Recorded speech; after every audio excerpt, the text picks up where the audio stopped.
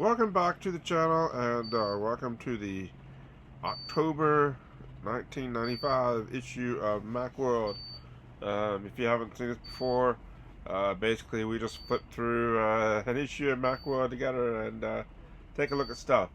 I would like to note I'm recording this while it's raining and I really can't tell how loud it is because I'm deaf. Um, so hopefully it doesn't overpower the narration and just has some nice gentle ASMR rain sounds. Anyway, let's get started. This is this issue says web wizardry, make the most of the net.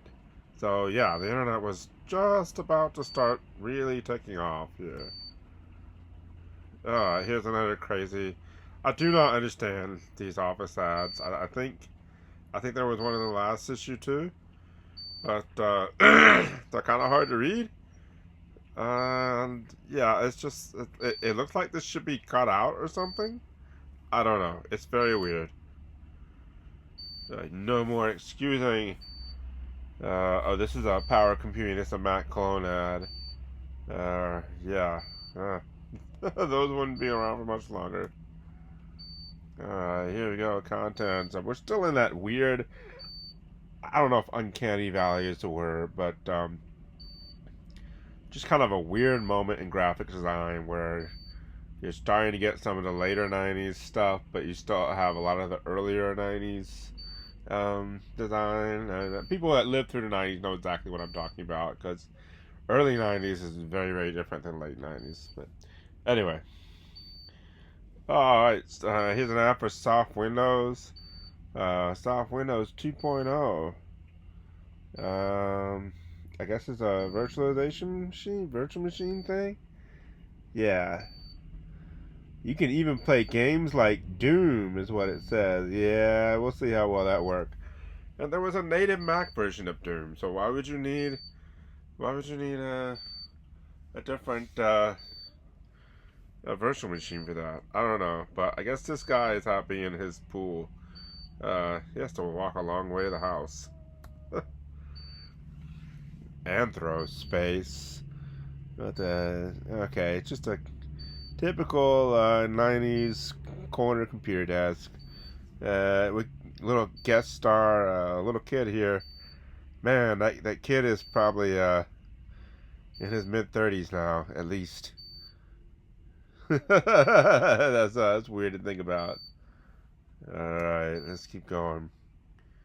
Let's see. OmniPage Pro. A 1,500 word per minute typist who never takes a coffee break.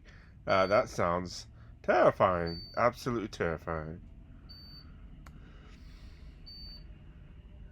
Great $9.95 CD-ROM deal. Hey, there's Mist. As I record this, is actually the birthday of Mish. I think they said it was 32 years old today. So anyway, that's pretty cool. And oh, here's some virus software.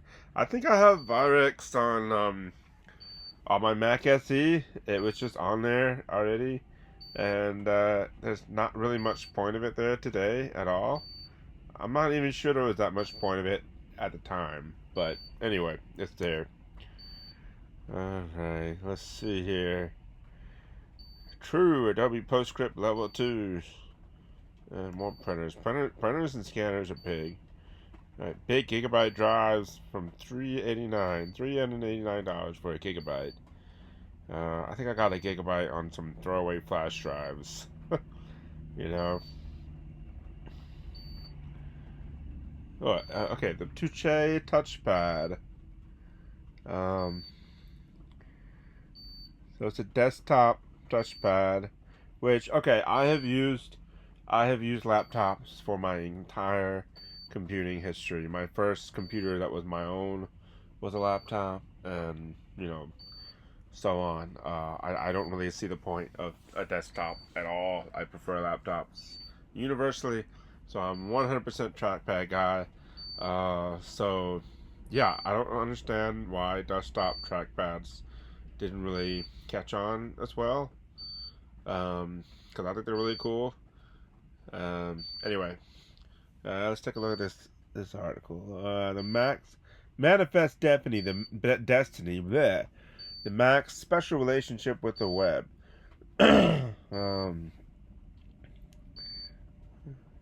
Conceptions of the future rarely match what eventually comes to pass.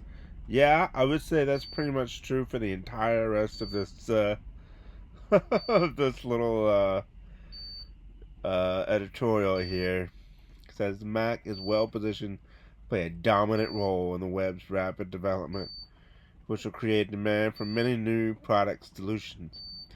Apple should do whatever it can to support the many Macintosh users who have already jumped onto the net, especially forward-thinking smaller developers, just as it did when Mac helped create desktop publishing.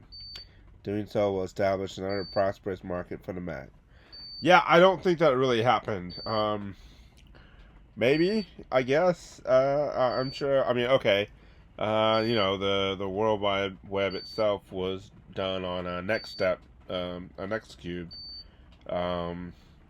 So I'm sure there were plenty of web developers that used the Mac, but by and large, when I look at the history of like Mac web software, it always seems to be kind of behind what was going on in Windows at the time. So, yeah, I don't really think that happened.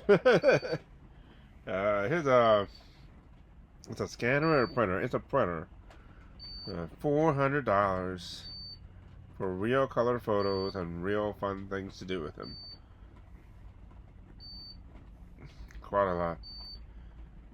This is from Radius. After a decade of making Macintosh, we figured it was time to make a better Macintosh, so we did. Introducing the Radius 81/110. So it's a clone. I don't know if I've ever seen this one before. I like the case. That's pretty cool. Radius, of course, the Radius, most famous probably, I think, for making portrait display monitors, I think. Especially for like the early compact Macs. So I don't even know if they're still around today. But also take a look at this text that's just like in a wavy line. Like that is a very mid-90s thing. You don't really see this much anymore in advertising design. Alright, let me look through these letters here. Give Zip 5 stars. The zip drive is a remarkable product that delivers everything promised and then some. But I was surprised by the Zip's 4-star rating. So, yeah, well, you wouldn't be surprised by the 4-star rating if you knew of the impending click of death that would be coming. Yeah. Let's see.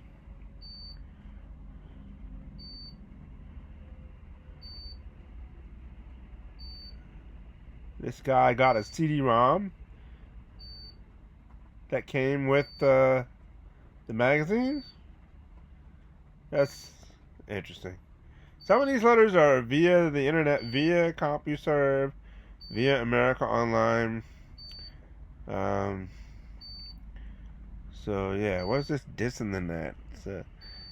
July's get your feet wet with the net. You state that downside of using an online service is that none currently provides access for Mac clients to the World Wide Web. This is simply not accurate information. Well, I mean, it might have been accurate at the time. Yeah, it says down here. Yeah. So, long times in drives. The hard drive app. Put a fork in it. That hard drive is done. Yeah. I would say that drive is probably dead. Let's see. Late breaking Mac news. More clones. More than 2 million Power Macs. Apple computer quarterly profits in the quarter ending June 30th fell about 25%. Yeah, it's just gonna go. It's gonna go like that.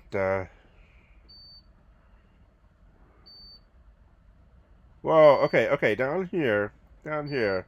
Lacey. I say Lacey. I think it's actually supposed to be Lacey. But anyway, they make hard drives. They still make hard drives. But at the time, they were just an 8-year-old Mac company. I didn't know. I didn't know Lacey started as a Mac company. Um, anyway, they were bought. As far as I know, they're still a brand.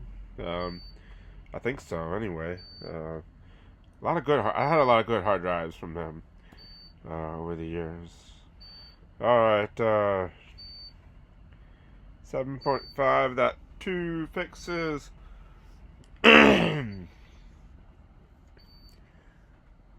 Apple. Okay, over here, special report. Apple said it couldn't be done, but a small Swiss firm has ported the Mac OS to IBM's PowerPC platform. Brings Mac OS a big step closer to broad availability and cloning. Macworld's exclusive report begins on page 38. So, what is that about? So they ported the PowerPC version of macOS to the IBM PC? I don't know. We'll see in a minute. Still getting rid of floppy drives. Faster emulation. I will say, one of the things that I think Apple has done extremely well in their entire history is this whole transition between chips things, because they went from 68K to PowerPC to Intel to Apple Silicon, and throughout all of that, they were able to keep compatibility, even if it was in a separate layer.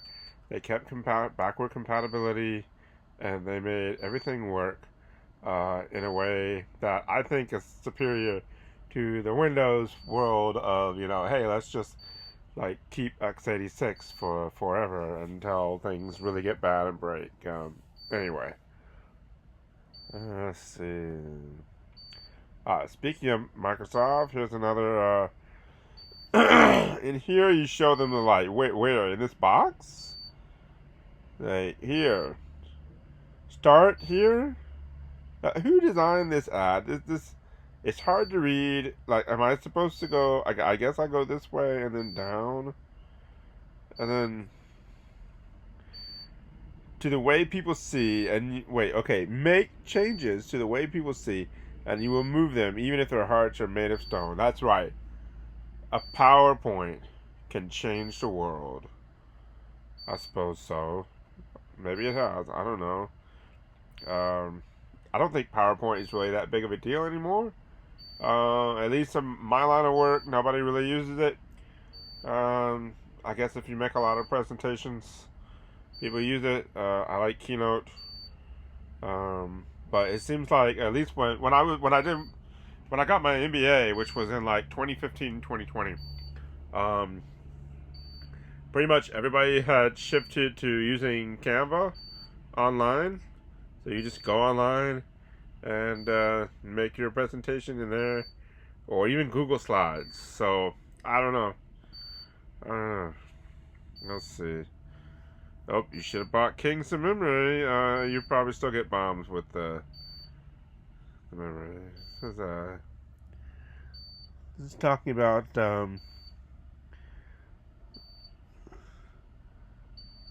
oversaturation of CD-ROM titles, I guess.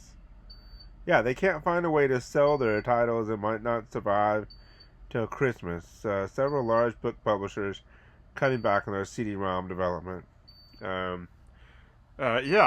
guess that it took a while for that market to, shake out. I don't think that's just kind of a natural evolution of the market kind of thing. At the beginning, everybody was trying to kind of find a way to make some kind of weird CD-ROM, encyclopedia or reference guide, and yeah, some of those things were really cool, and some of them really didn't need to be a CD-ROM, or really didn't really have that much use.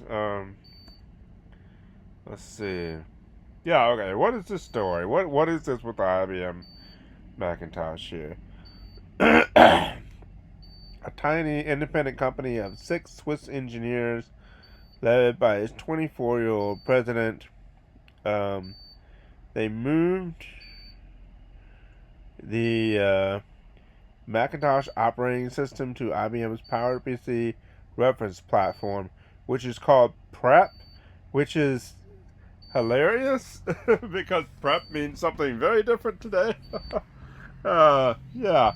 Um, Big Blue standard design for its current generation of PowerPC based computers. So I don't understand what the big deal is here. So it's a next, it's a new version of the PowerPC, and Apple is like, Apple's like, no, thank you. Which, I mean, that makes sense. Why would they invest in basically a proof of concept? And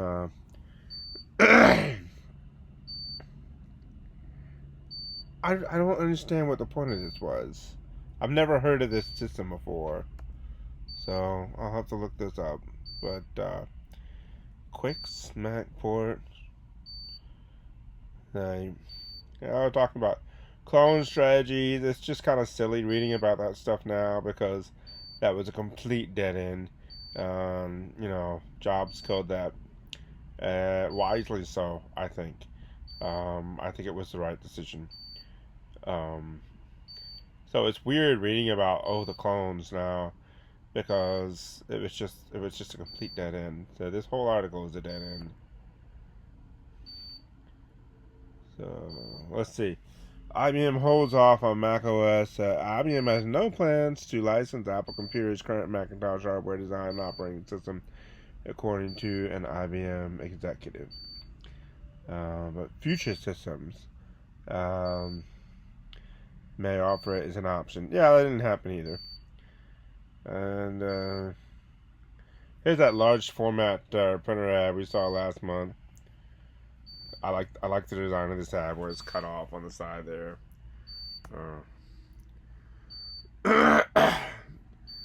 Another scanner. Again, printers and scanners really must have been really big money. Big money at the time. It seems like it makes up like half the ads in this magazine. Let's see. There's a multimedia projector. I think we saw that last month too. Macworld Online. Grazing the World Wide Web is no longer a pastime reserved for the techno elite. Oh man, if only you knew where things were going at the time. Oh man, okay.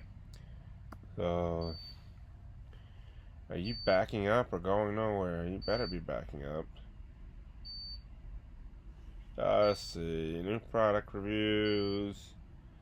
Nothing really noteworthy.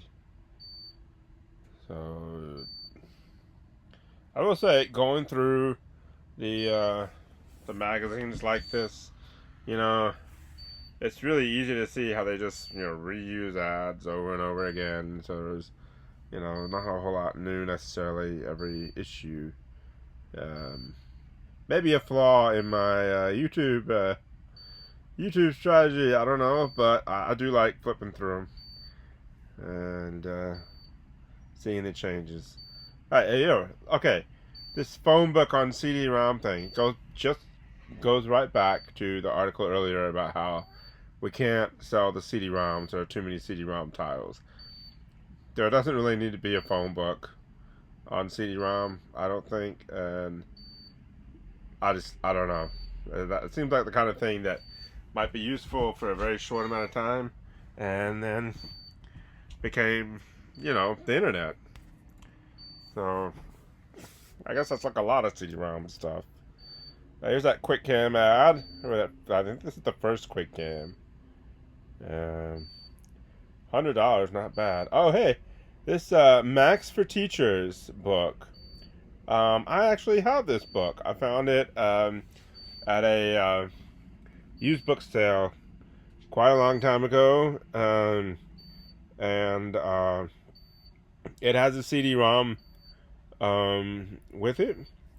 That has a bunch of ClarisWorks stuff and clip art and things like that. It's an interesting book because I think Apple was really big in the education market, of course, with the Apple II computers, and with the Mac, I don't think they've made quite as much headway with the Mac.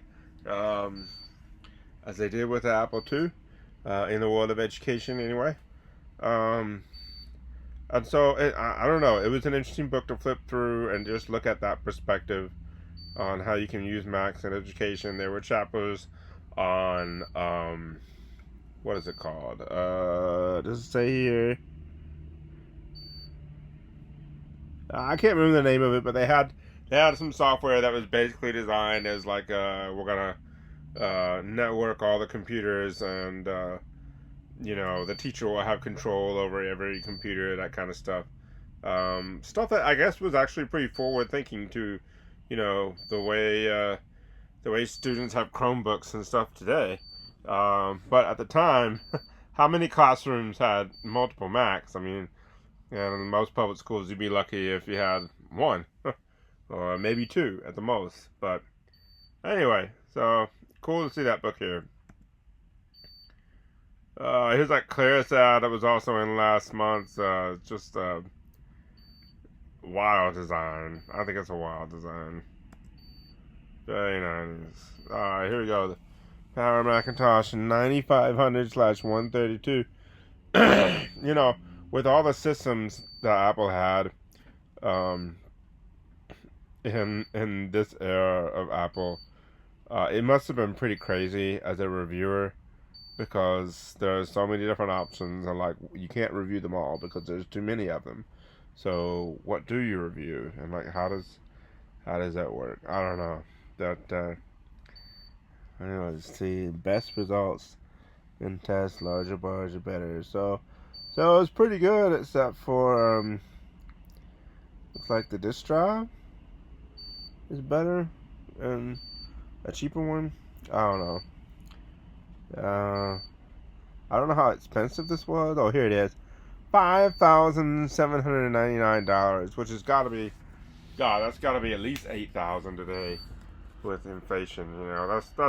That's insane. I mean, yeah, Apple still sells insanely expensive computers, but for the most part, you don't need it. You can do a whole lot of stuff with just the base model of any of the M series computers, and honestly, a lot of the Intel computers too. So, just the cost of stuff is insane. It was a different time.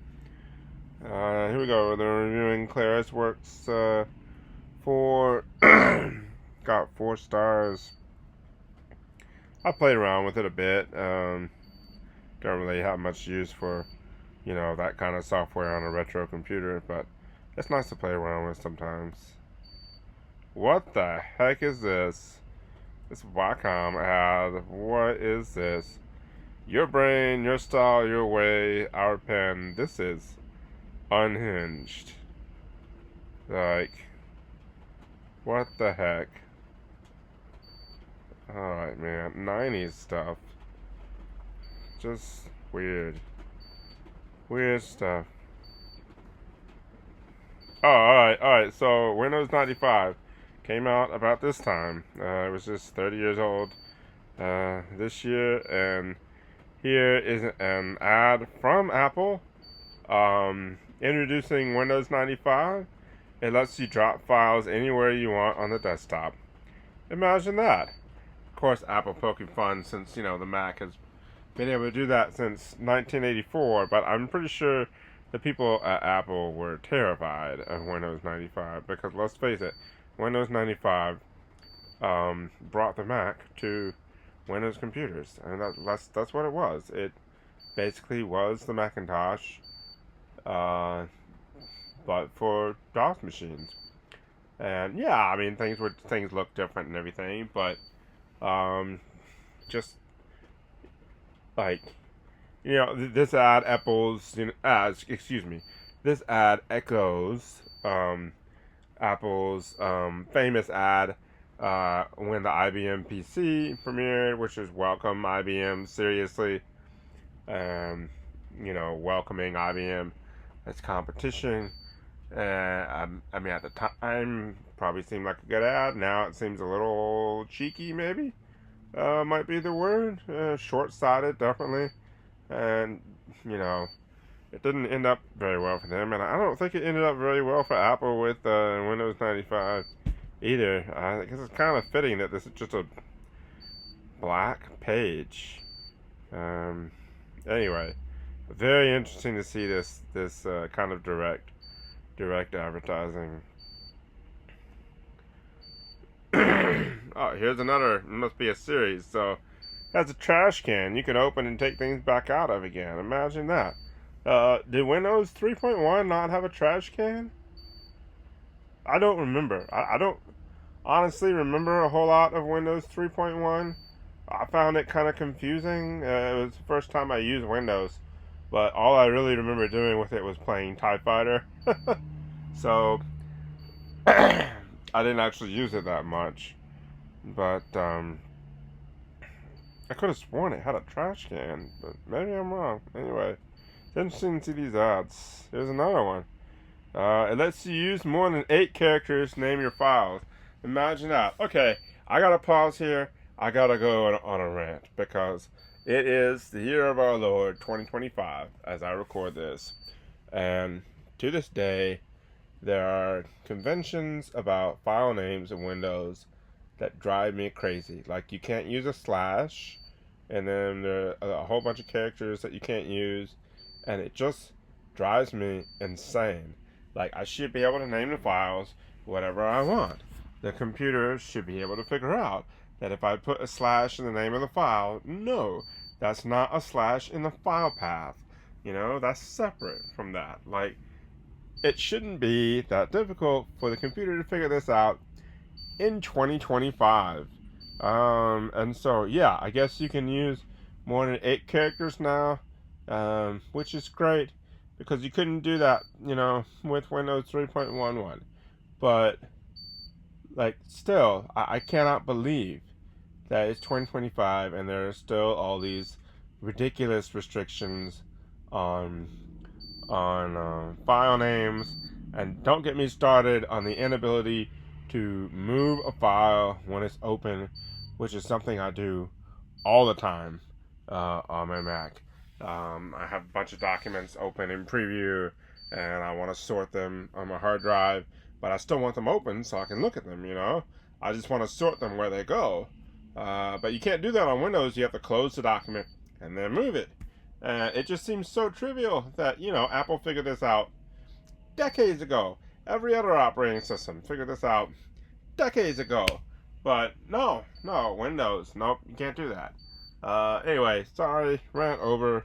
It's just something that really, really bugs me. Alright, that must have been the end of the Windows 95. I guess this is the follow-up ad. Imagine this. For people who don't use a Macintosh computer, the most significant development in years finally arrived. It's very big news. It's called Windows 95. And so I guess the rest of this ad is, you know, making you understand why you shouldn't use Windows 95, I guess.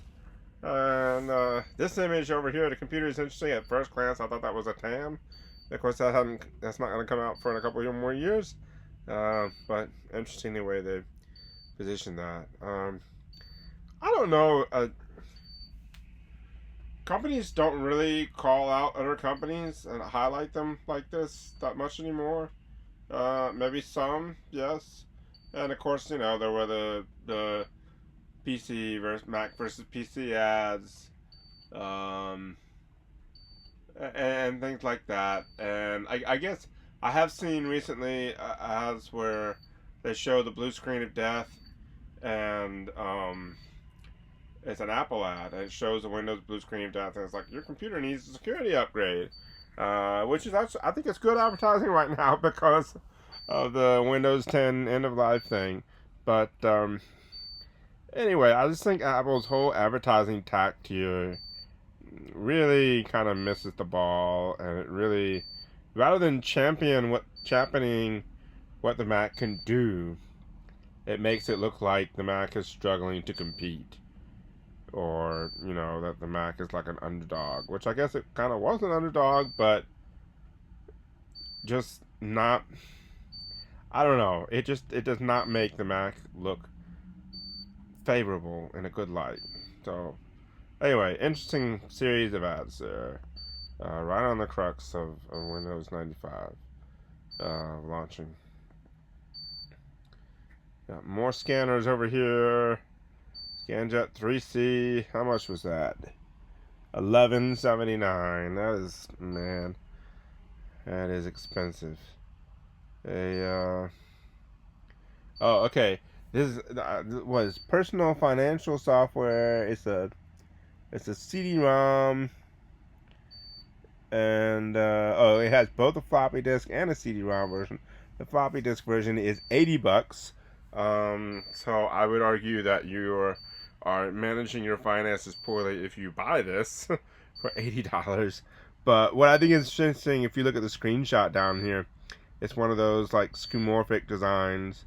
It looks a lot like Microsoft Bob to me, but you know, you're supposed to click on little different things, and I really think we should bring some of that design stuff back. Alright, let's see here. Turbo Tongue, Newton spreadsheets. This is the first mention of the Newton that I have seen in this magazine since I started going through these 1995 issues. That is really, really bad. Yeah, it says it's been two years after the introduction of the Newton, and what do you do with it? And so it was not doing well. I mean, to have no mention of that's like a publication not mentioning, say, AirPods for 3 or 4 issues. You know, like, what the heck? It's a major component of Apple's you know, stuff. So I think it's really, really revealing that that this is the first thing that has come up. And like I said, the very first thing that comes up in several issues about the Newton is a paragraph about what the heck do you do with the Newton. I've got one. It's like, I think it's a first gen, maybe a second gen, and it is kind of useless. There's not a whole lot you can do with it, at least in the context of today. I do think it's a very interesting device. I think especially the way the operating system works.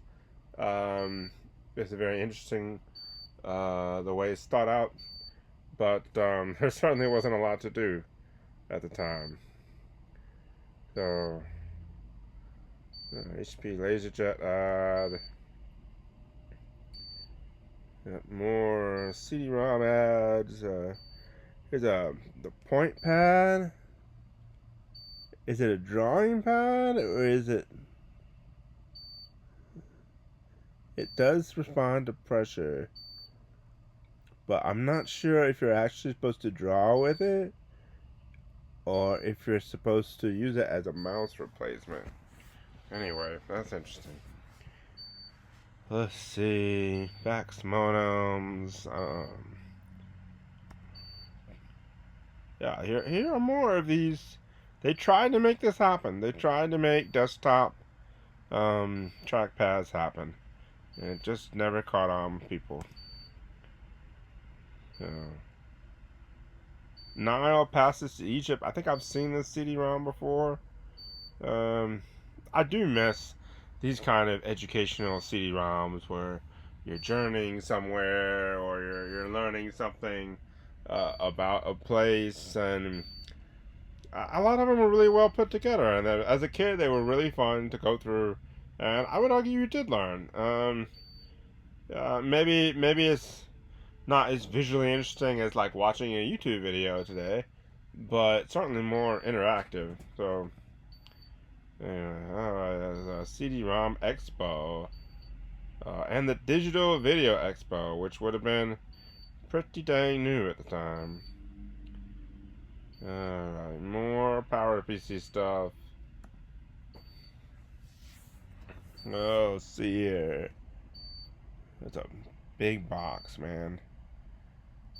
PCI Max 7500. Oh, hey, is this is this design? The case design now nowadays, because the plastics are so brittle. Um, Nowadays they're kind of crap because this plastic thing over here will just crumble into dust, and there's a little plastic foot on this side that also crumbles into dust, and basically all the tabs and stuff will crumble into dust. So as far as retro computing goes, it's not that great. But at the time, this was a really cool design where you basically flip up this part of the computer that has the disk drives and stuff in it, tilt it on the side, and then pop this little flap open, and you got access to everything in there. Certainly nothing like you would see today from Apple. Let's see, Internet Essentials, choosing a service provider. There's a handy little thing telling you about how URLs work, which I don't think kids today even know at all because they just type in like a name. I don't know if they even put .com in there. Just Google the name and then click on it. So I don't know. We got America Online, CompuServe, and Prodigy. How much do online services charge for internet access? So America Online was $9.95 for 5 hours a month. So 5 hours a month, with $2.95 for every extra hour, which is pretty insane. I'm not sure if there's a limit or what, but can you imagine? I think it's hard to imagine for most people today only using the internet for 5 hours a month. I think my average phone time today is about 4 hours a day, because everything's on it. It's news. It's social life. It's entertainment. It's virtually every aspect of our lives now. But at the time, it was $9.95 for 5 hours a month. Now, CompuServe has a deal here where you get 20 hours for $24.95 a month. That doesn't sound that bad in comparison. So anyway, pretty expensive at a time. And of course, that does not include. That's not just the access fees. That does not include, the phone fees. I was very lucky growing up. My dad had a job where he worked with computers. We had a second line put in the very early 90s, like probably 92, maybe 93. We had a second phone line put in, so Dad could, be on his work computers when he was at home. And it's a funny story because when they put in the line, that was still a pretty new thing to do, request a second phone line like that. And I guess they screwed up the work order or something. But anyway, back in our house, they basically, I don't know exactly how it works in the phone, parlance, but they basically installed a node that would allow 120 phone lines.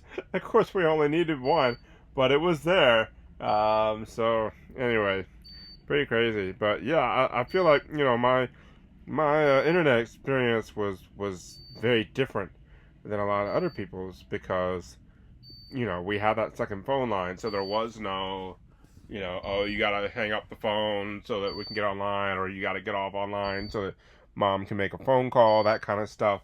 There was none of that. It was just on all the time. I don't know if we got unlimited, but it certainly felt like it. At the time, I used to get on AOL after school every day. But anyway, I'm just rambling here. Pick the best browser. What even is there in 1995? All right, NSCA Mosaic. which of course we all know today as, well, Firefox, really. But, yeah, so there's, Netscape Navigator. Netscape was a great program. Um, so, yeah, Netscape all the way at the time. Sad that Netscape's not really there anymore. But, this whole article is, oh, how do you pick your browser? And, oh, it's Netscape. Because that's what there was. There wasn't anything else. Anyway. Alright, removable media options. There's a lot of stuff here. A lot of stuff, wow. These are like removable hard drives and Bernoulli drives and PC card drives. That never really kicked off. I guess because, you know, like compact flash really took off farther. A laser brace drive that used 120 megabyte floppies. Yeah, that would have been the super disk, I think it was called.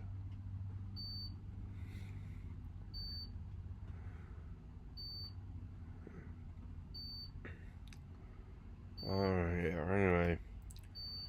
None of that really all panned out because we eventually just got flash drives.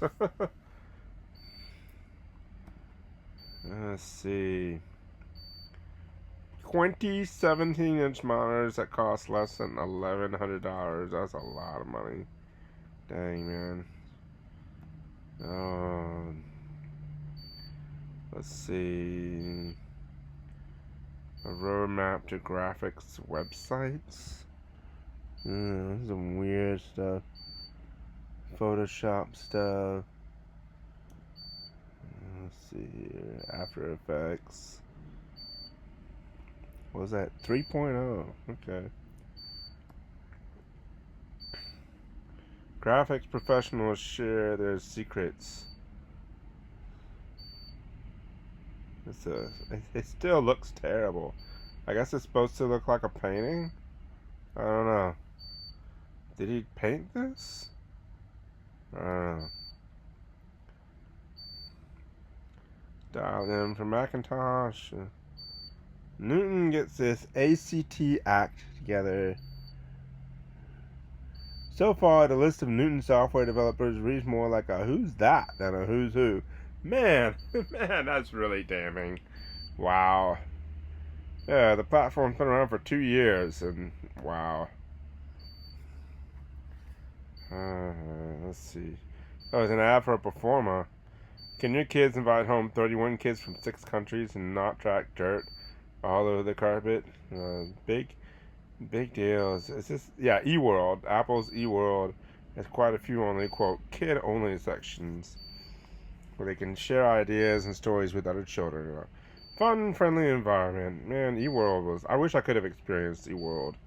We were a Windows family at the time. I didn't get a Mac until 2005, actually. So yeah, I missed out on all that.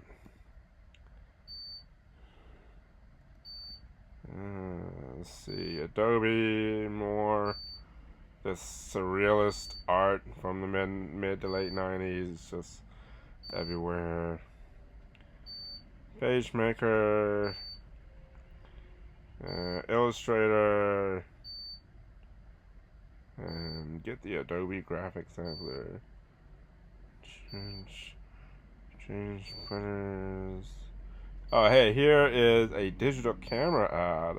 Remember last issue they were talking about digital cameras, but surprisingly, this is the first digital camera ad that I think I've seen in here for, let's see, it gives you enough memory for 96 images, which, how small are these images? Because at the time, that probably is not a lot of space on here, but, looks like it also does video? Does it do video? Video output. Video output. It doesn't actually take video, right?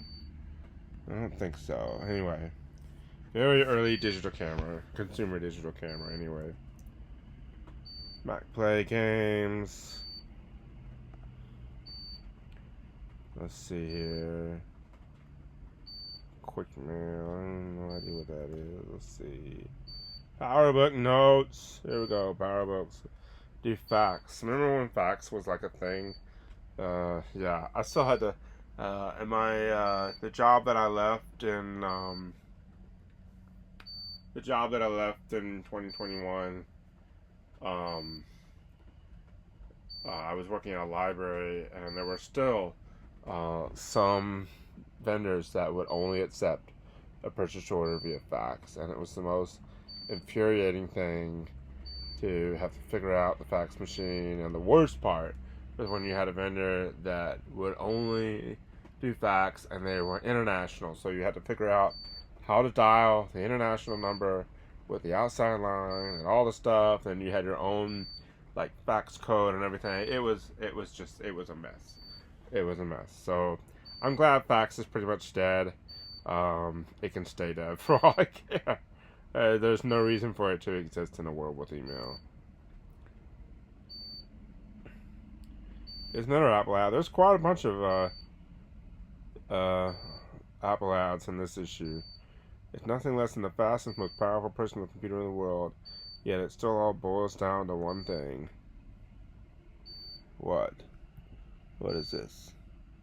Okay, it's the Power Macintosh 9600s. Talk about video conferencing. Yeah, that's interesting. Like, who else is doing this? Again, with the curved text and, like, look at this space. I guess this design actually kind of reminds me of like early 2000 design, like some of the early iPod ads. So it's interesting to kind of see that here. Just a lot of blank space on this ad. Alright, the multi-page ad, I guess. Oh, hey, I've been here. This is Utah. This is what is it? Arches National Park, with the balancing rock over there. Yeah, there was a huge long ad for all this Power Macintosh stuff, which is super expensive. Let's see here. Got some more game ads.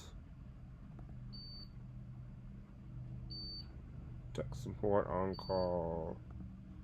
They talk about online tech support. That's interesting.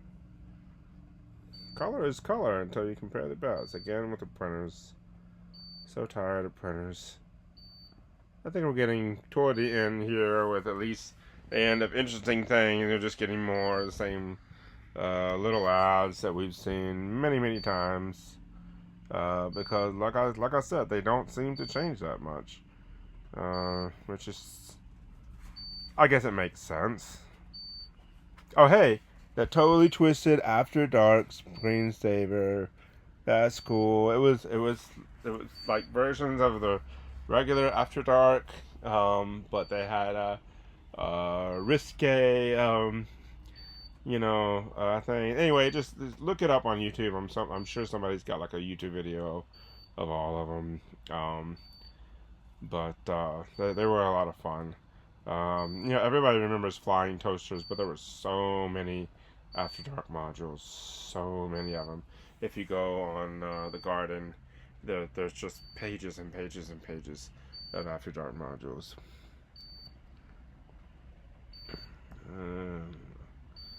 Yeah, more scanners.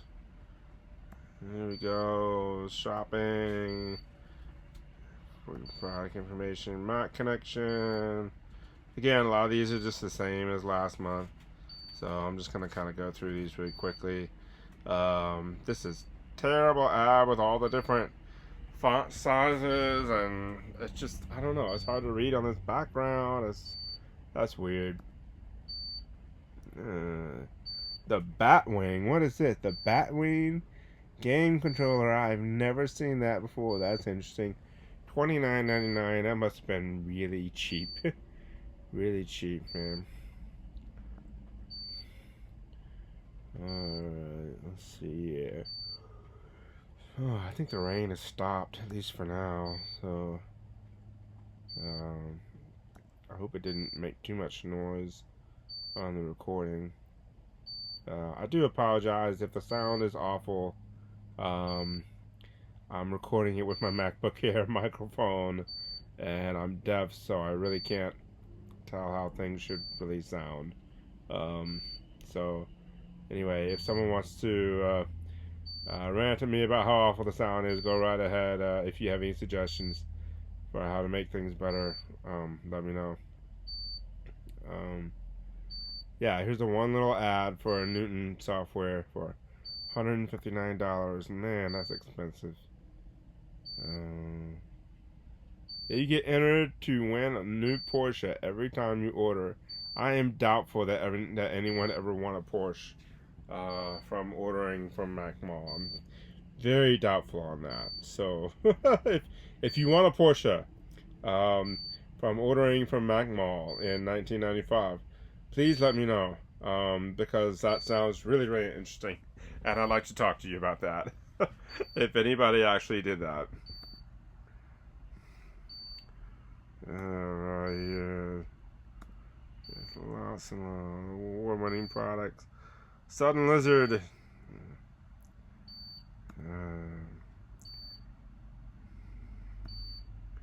You know, a lot of this, I've probably talked about this in previous ones, but the way these catalogs look and the way these ads look remind me so much of ordering from the school book fair catalogs, you know, where they give you a paper thing every month, and you would check off what you liked, and you take it home to your parents, and then you show them, and they say, "There's no way we're buying $500 worth of books from the book sale," or maybe that was just me.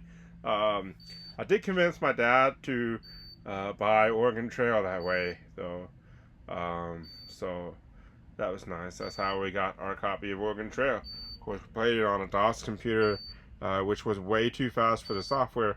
So it was like playing Oregon Trail with ludicrous speed turned on. So anyway, we got DirectTech. We got a lot of stuff here. Make your computer both a Macintosh and a Unix workstation. Well, guess what? Every Mac today is. Every Mac today is a certified Unix machine. That's kind of cool. Yeah, I think we're almost at the end. Maybe not. Page 251 of 288. These magazines are so, like, they must have been so thick at the time. That is nuts. There's so many ads. So many ads with like little text. Like, how effective were these ads? You know, the bigger ones like Macmall, where it's got all the pictures and stuff. Those were fun to look through. But the little things with just text, like, did anybody buy something just because the text? And certainly Macworld wasn't the only magazine to have ads like this. I remember Mono Railroaders used to be completely full of ads that were just text listings of stuff. And I know there was no alternative at the time because there was no like online shopping and stuff. But I just wonder how effective this stuff was.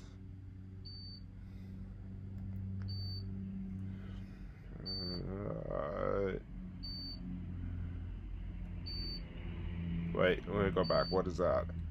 What is that? Macintosh Online Bible, now on CD-ROM. Bunch of different translations for $90.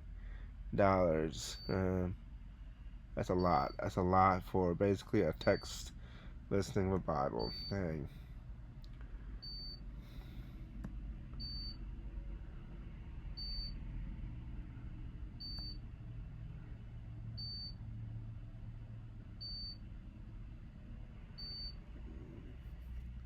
Slides from PC and Mac files.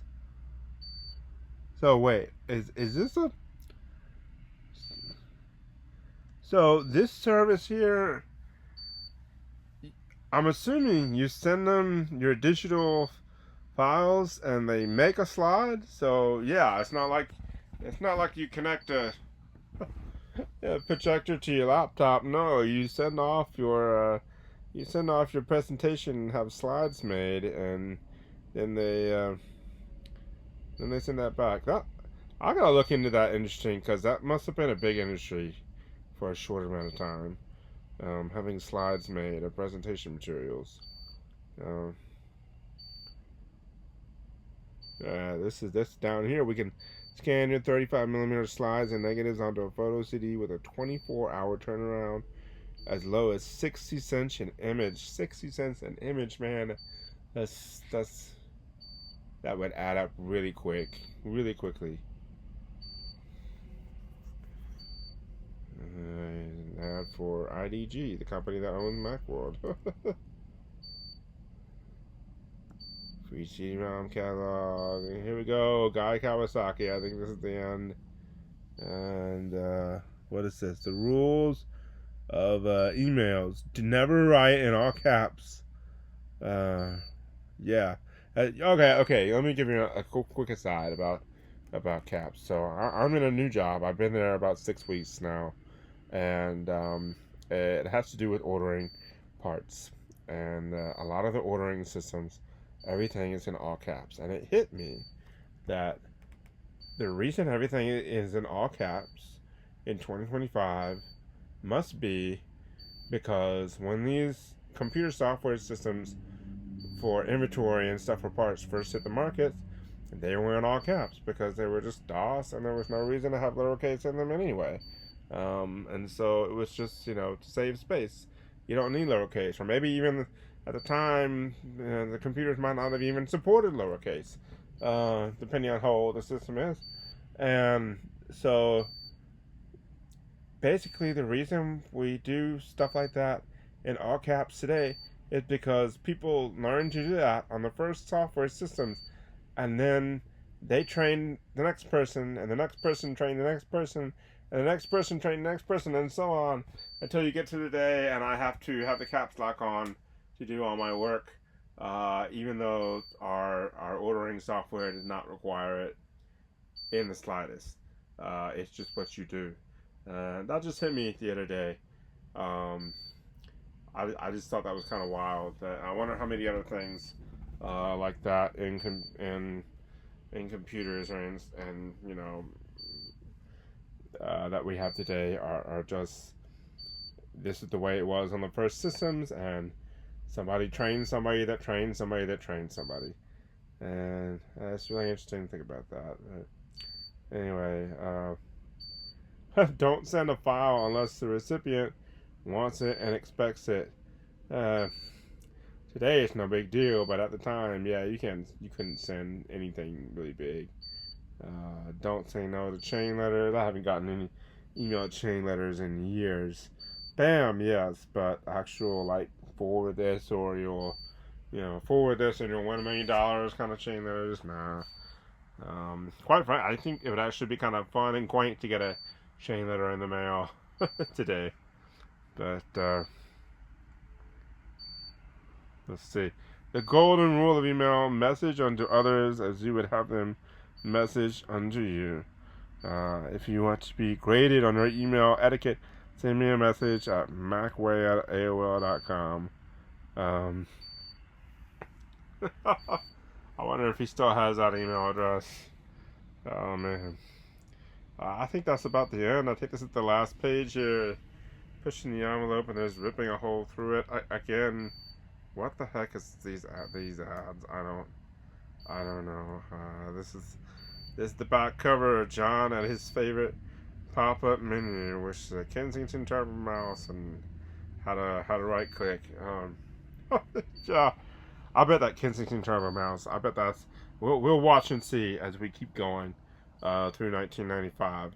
But I bet it's on the back cover for years, just like Model Railroader had MRC Transformers on the back covers for probably at least 2 or 3 decades at the most. But anyway, that is it for the October 1995 Macworld. If you made it to the end, I appreciate you listening to my completely unscripted, rambling read through.